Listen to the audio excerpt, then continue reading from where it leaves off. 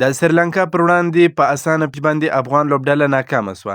دواړو لوبډلو فاسټ بالرانو ته ځای ورکړی دی او تمه کېدل چې د فاسټ بالرانو سره به پیچ ډیره زیاته مرسته کوي، خو هغسې ونه سول. د سریلانکا لوبډل مشر غوره وبلل چې د خپلو فاسټ بالرانو په شتون کې به افغان لوبډله ژر اوټوي، چې د ابراهیم ځدران په اوټولو سره بریالي سول. خو د نورعلي ځدران او رحمت شاه ترمنځ بیا ښه پارټنرشپ وسو.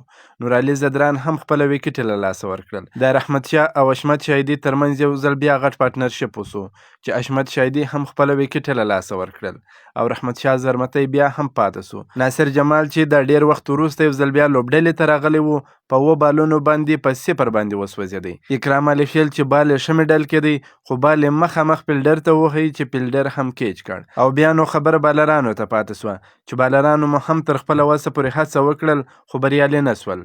د دې لوبې په پیل کې افغان لوبډلې لومړی بیټینګ پیل کړ.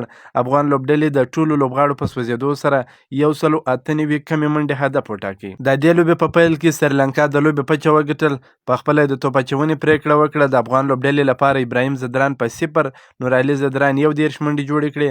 رحمت شاه زرمتی چې بیا تر نورو ډیر ښه وځلېدی 91 منډې جوړې کړې. کپتان حشمت الله شاهدي 14 منډې جوړې کړې. ناصر جمال په 0 اوټ سو. اکرام علي خیل په 21 منډې، قیس احمد په 21 منډې، ضیاءالرحمن اکبر په 4 منډې، نجات مسعود په 12 منډې، نوید ځدران په 0 او سلیم ساپی هم په 0 باندې و. د سریلانکا لپاره یوه فرنانډو په 14.4 اورونو کې یو میډن ترسره کړ، 24 منډې ورکړې، 3 ویکټې یې ترلاسه کړې.